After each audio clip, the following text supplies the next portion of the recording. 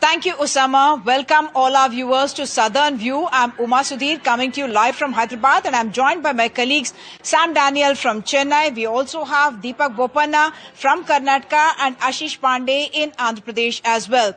First, the big breaking news coming in from Telangana. Last night, there was drama outside the residence of Minister Konda Surekha with her daughter alleging that the task force police had in fact landed at the residence in order to try and take away the OSD to the minister who had earlier been suspended by the government, alleging not a formal complaint, not an FIR, but alleging that he had been involved in some kind of an extortion of a Deccan Cement company which falls in the constituency of Uttam Kumar Reddy, the civil supplies minister.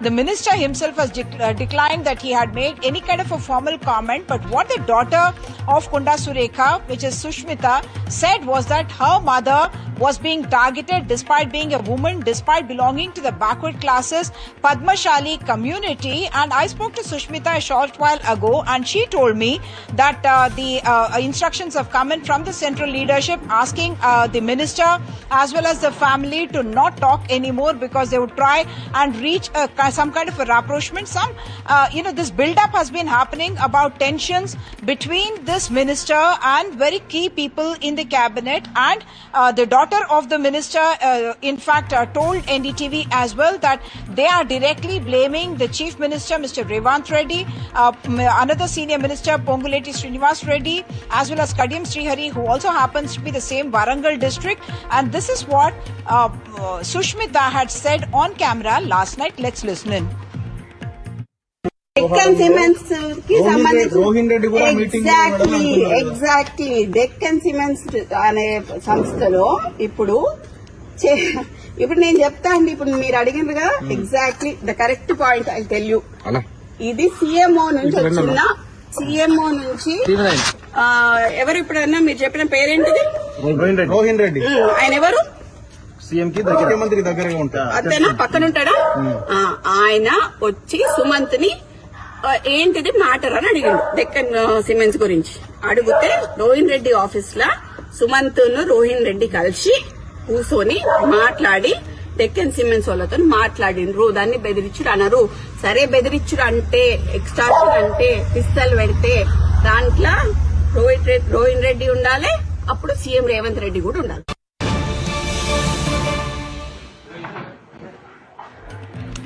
So before we go into the breaking news, I must just tell you that I am at the official residence of Konda Surekha. She is sitting inside along with her family members. We are told that she is in touch with several other backward class ministers and other members, cabinet colleagues as well, and all of them have been in discussions with each other because all of this has come wide open, the split wide open. And in a short while from now at 3 p.m. is when the chief minister will be hosting a cabinet meeting in which they are supposed to discuss the setback to the OBC community that happened in the High Court, that there is a stay that was put on OBC reservations being implemented in the local body elections that are to happen. So even as all that is happening, this crisis within the Telangana cabinet with involving a backward classes minister who happens to be a woman, and she is saying that she is being targeted by the chief minister and certain other ministers in the cabinet who are close to the chief minister.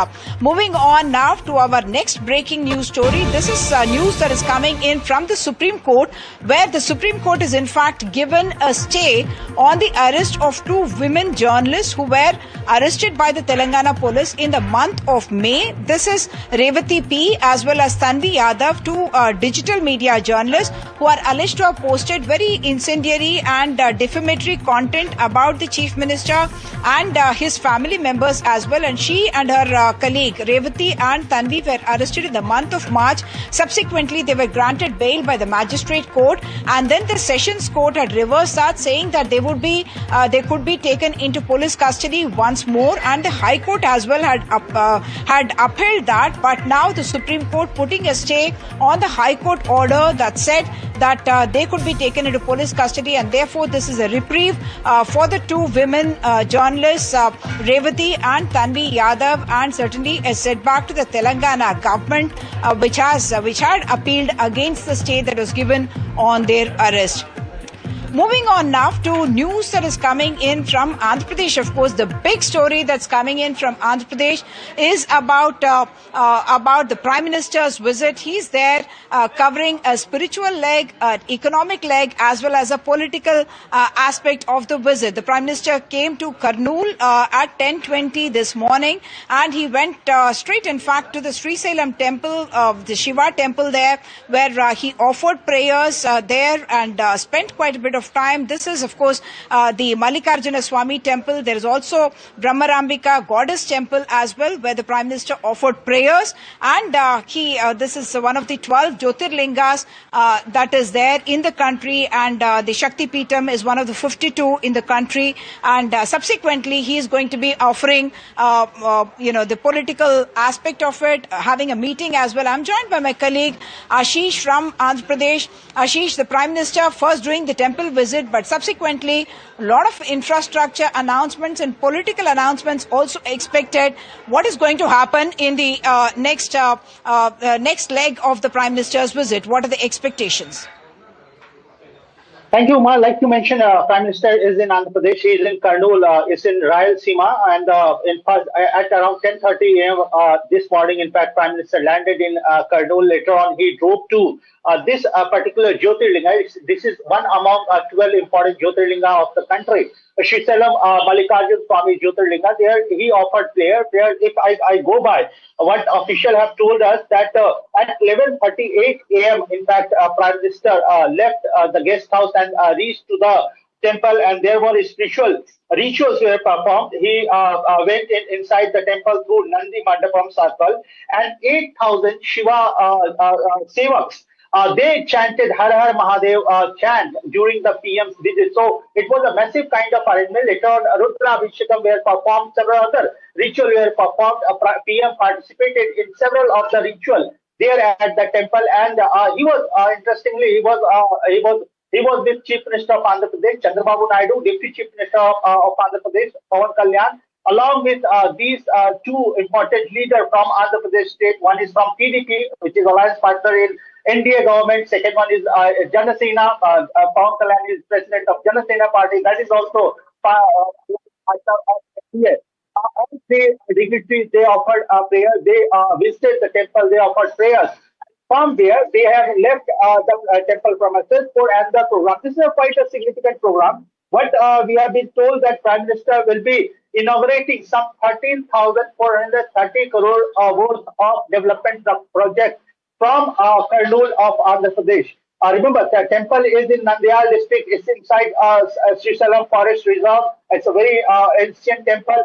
Now he'll be addressing gathering there in Kurnool while inaugurating and while laying foundation stone, while dedicating several of the projects to the country. And another important story from Andhra Pradesh we are reporting. Remember, Google has made and announced investment in a coastal city of Visakhapatnam. Some 15 billion, around 15 billion dollars. In fact, investment has been announced by the Google in Visakhapatnam. The event took place in Delhi, but it has triggered politics in southern part of the country. The investment has triggered politics in Karnataka, and reactions are coming from Andhra Pradesh. What Minister Nara Lokesh, the IT Minister of Andhra Pradesh, when we asked, in fact, yesterday we've been with IT Minister of Andhra Pradesh, Nara Lokesh, and we specifically asked about the political reaction coming out from the state of Karnataka. Nara Lokesh has said that healthy competition is always right for the growth and development of the country. But today morning, Nara Lokesh makes a witty tweet, and that tweet has further triggered political reactions in Karnataka. Listening to all these reactions which we have from Karnataka. No, Andhra, because it's they have got an advantage, right? It's a very common sense. They have got more number of seats, because of that only they get 50,000 crores extra given by the central government only. So what's big deal in it? No, he's taking a drive at Karnataka government. You are unable to get that project. That's okay, If you are ma'am. Dalit, they are getting the project. Ma'am, we are not a small kid in politics. If that is the case, no, tell him to withdraw the support. Tell him to withdraw the support. Let's see what's going to happen.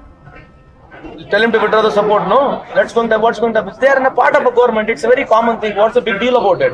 If he was you, he would have got more money. If you were him, he would have got more money. I don't want to react to Nara Lokesh or anyone. You can't match Karnataka, Bangalore infrastructure, Bangalore human resources, Bangalore innovation, Bangalore startups. What 25 lakh people are working here, with 2 lakh foreigners working here. What has Bangalore contributed to all the growth here? And we are giving 39% to 40% of the revenue to the central government. I don't want to commit with him. For them, they are marketing themselves. Let them do whatever they want. Every day, I am receiving how many leaders from a different part of the world. I know how many meetings they are calling me. I have given time to them. We all will sit, myself, Industries Minister, IT/BT Minister, Science and Technology Minister. We will sit, we will discuss. Earlier, they were working in a rented places. Now all of them wanted to set up their own campuses. This is the strength of Bangalore. I don't want, let them do whatever they want, let them market, let them do whatever, let central government also help. But there is no match to Bangalore in this entire country. Yeah, first and foremost, there is no issue for us. There was no issue, there is no issue, and there will be no issue for us with any other state. But if somebody points a finger at us, then definitely we have to answer them back. That's as simple as that. Because for so many months it's been going on, and honestly, we have never spoken about either Karnataka or the government there or what they are doing or the infrastructure, whatever. We have never spoken. The only thing we said is, if any investor is having any problem in any other state, they can always come back to Andhra Pradesh, because we are giving the best of policies. We have the best of infrastructure. We have everything best for the state, and we are the youngest state, and that's the reason we have got the highest investment also yesterday. So now, but we have been constantly, demeaned and, spoke bad about, which I think is not good. Like, for example, the other day, a minister from Karnataka has spoken very, very, I think that's not fair on his part to speak low about us. But then again, we even today, when Lokesh ji has tweeted this, that there's nothing wrong in it, right? Obviously, there was this thing also. Neighbors envy, owners pride, isn't it? So what's wrong in saying that they already, if they feel the spiciness of it, and if they feel that indigestion in their stomach, we can't help it. I'm sorry. Interesting, spicy politics of Andhra Pradesh. Now we'll go to Bangalore, where my colleague Deepak will tell you updates related to Karnataka and its politics. Well, thank you, Ashish. And as far as Karnataka is concerned, there's not a day that goes by without any sort of, politics either within the government or between the government and the opposition here. Now, it's of course the RSS that's become a topic of discussion in the state of Karnataka. Just a few days ago, we had Minister for IT/BT, Mr. Priyank Kharge, write a letter to the Karnataka Chief Minister saying that the RSS activities in government premises should be banned. In another letter now that has surfaced, he has urged the Chief Minister to take disciplinary action and enforce the rule that exists in the state of Karnataka that government employees should not participate in RSS programs. And he's seeking that the government takes stern, action and measures in this regard. Not just that, it's also the state government through the Chief Minister's office which have put out an old letter during the time of the BJP in February 2013 where they had denied permission to the RSS to hold an event in a school. So the government here is trying to say that the rules already exist. It was enforced even during the time of the BJP, and this is nothing new that the state government is talking about. But the BJP here is saying that this is an attempt to really belittle an organization that has been there for decades, a century in fact, and it will not really help the Congress party in any way. And in the past as well, they've really burnt their hands trying to get involved with the RSS is the charge that comes in from the BJP. But the Congress ministers, of course, are defiant, and they say that they are only saying what is in the rules. Let's listen to a host of political reactions that are coming in. You cannot participate in political organizations or organizations that have political affiliations. That is not their job. They've been given a specific job within the government to ensure better governance is delivered to the people. If they want to preach religion, if they want to preach RSS philosophy, we will be more than happy to allow them for voluntary retirement and let them actually join the party. Let them join the association. Let them join the Sangh. We have no problems with that. But as long as you are taking salaries from the government of Karnataka, you have to follow the conduct rules of Karnataka government. We should really look into it as a government. Definitely, it's high time that definitely we'll have a look into it and definitely will apply mind and see to that what next has to be done. Is this something that's going to be discussed in the cabinet today, sir, about banning RSS activities in government premises and things like The that? subject is not there today as such. So whatever it is, maybe politically we have to think and apply mind towards the government and see what we can do. Priyanka खड़गे है पूरा वो पागल हो गए हैं। वो हिंदू के खिलाफ आरएसएस के खिलाफ वो उनका बुद्धि भ्रष्ट हो गया है, इसलिए ऐसा बयान दे रहे हैं। देखेंगे ये 2 बार क्या करते हैं, फिर हम भारतीय जनता पार्टी करना आएगा, तभी हम राष्ट्रीय जनता का हर एक कार्यक्रम में भाग लेने का हम नया प्रावधान करेंगे। So, it is not somebody. Will you agree? Can that be used for something else? This was there from a long time, but that was misused for so many ideological mentality which children and lot of parents have complained about it. So, we had to make an order and we have done it in the interest of children.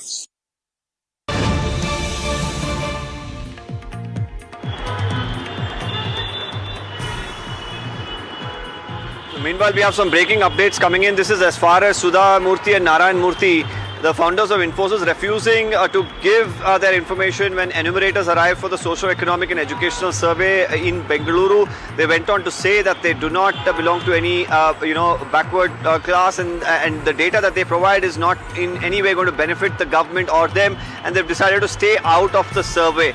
Now, to that, of course, Minister Priyank Kharge has gone on to say that, they should set an example, coming from a position that they are in. And more importantly, they could have at least participated in the survey and refused to answer questions if they didn't want to, but not participating sends out a wrong message is what he has opined. Let's listen into what the minister had to say. It is surprising that a member of parliament says such things. Obviously, I think it is an inspiration from other BJP leaders or the court direction saying it is voluntary. But more is expected of people like them because they inspire a lot of. They've inspired a lot of generations and they continue to do so. But saying that I will not participate in a government survey is not good. You could have refused to answer a few questions at the most. But giving it in writing, I don't think it's in good lines. So in fact, it's similar reactions that are coming in from other cabinet ministers as well. As far as the deputy chief minister is concerned, he says that he cannot force anybody. It's a voluntary survey.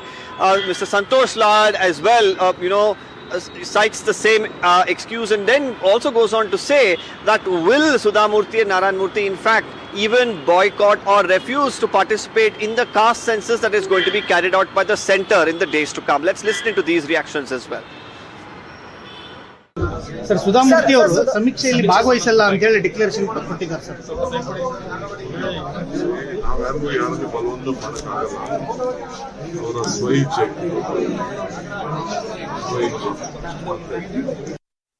Whatever she has said, it's a way of expression. We should respect it. If Sudha Murthy is telling that she don't want to participate in sort of a survey, it's left her. It's her choice.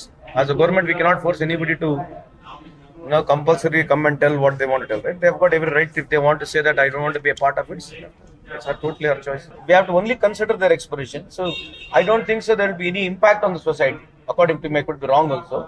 Because she has boycotted, it doesn't mean that thousands of people are going to boycott. I don't think so that's going to happen. But anyway, if she has taken that stand, I respect her stand. But she also says that there is no point in carrying out this exercise. It won't help the government in anything. No, that's okay. It's her opinion. What should be carried out by the government or what should not be carried out? Government has in its wisdom, it will think over and do it. Like now the central government has done the same thing. She has to say the same thing to the central government, right? Central government has given economical weaker section, it has given 10%. She has to comment on it also. Now central government has told that it is going to make a caste survey.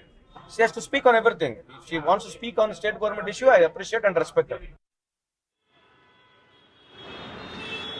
Well, meanwhile in Karnataka, it seems like the politicians, of course, don't really understand how to speak to women or speak in any topics concerned to women. In yet another sexist remark that has been made by a Congress Neta, this is an MLA from Davangere, Baswaraj Shivaganga, who is referring to a woman officer of the forest department because she was absent from a meeting that he had called, starts to take on her, starts to insult her, and that too pertaining to her pregnancy. Hitting out at another official who was present at the meeting, saying that this woman officer all the time uses her pregnancy as an excuse and then continues to make a series of statements which many of course have said shows and reflects the mindset of this individual and probably of the party too. Let's listen firstly to what this MLA has had to say and then what the BJP and the Congress is saying pertaining to these comments.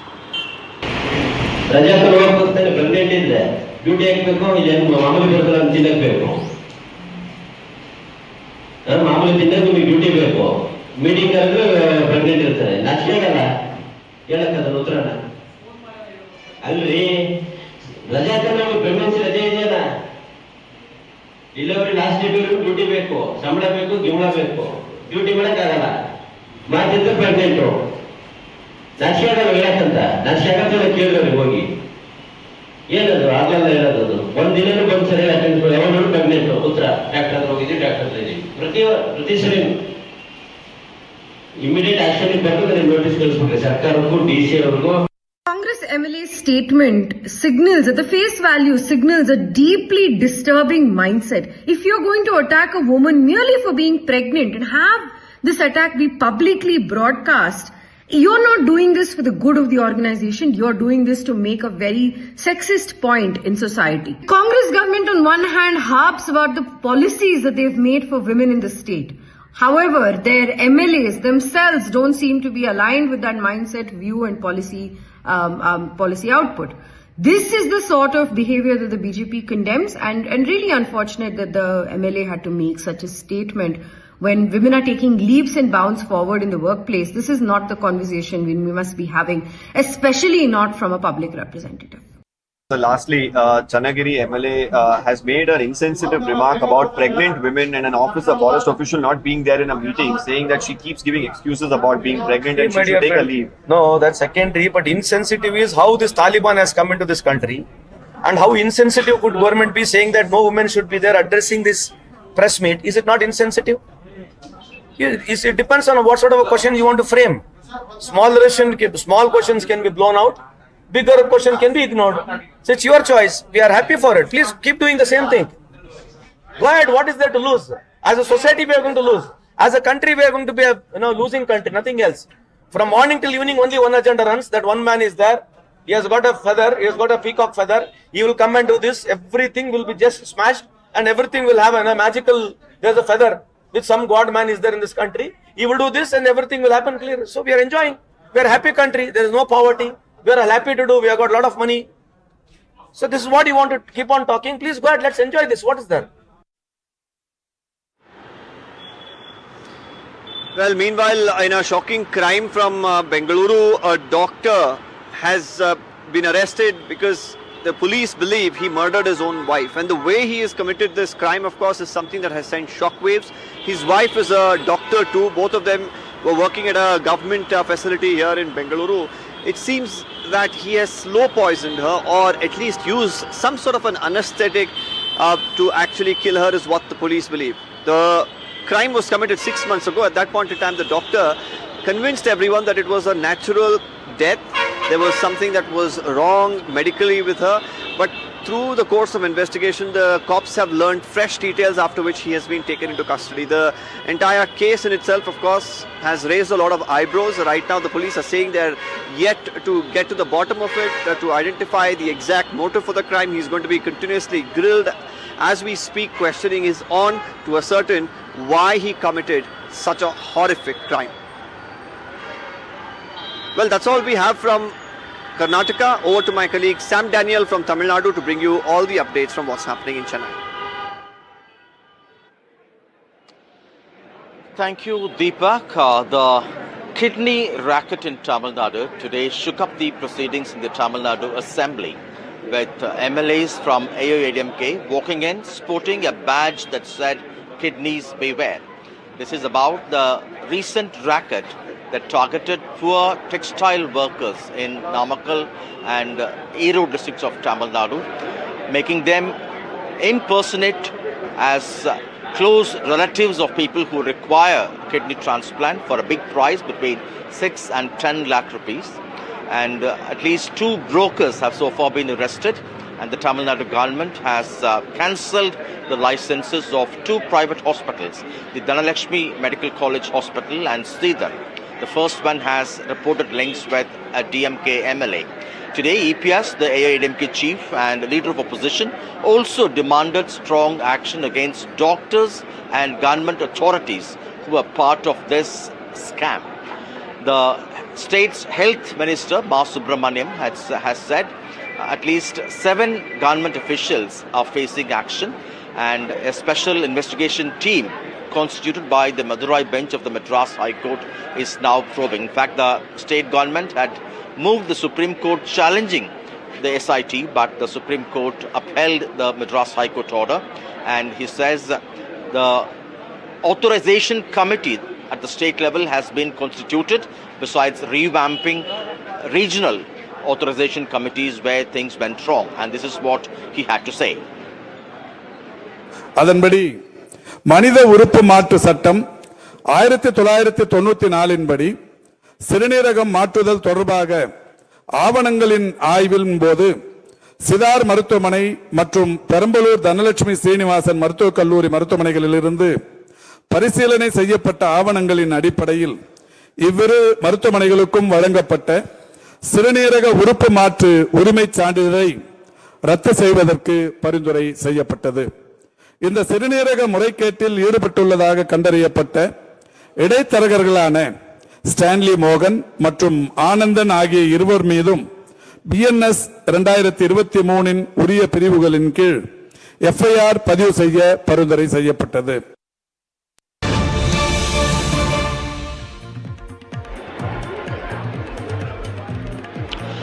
Some breaking story again from the Tamil Nadu Assembly. Chief Minister M.K. Stalin today moved and got a resolution adopted against Tamil Nadu Governor R.N. Ravi. This is with respect to some suggestions Governor R.N. Ravi had made while he sent back a bill passed by the Tamil Nadu Assembly in 2022. This is the Tamil Nadu Siddha University Amendment Bill.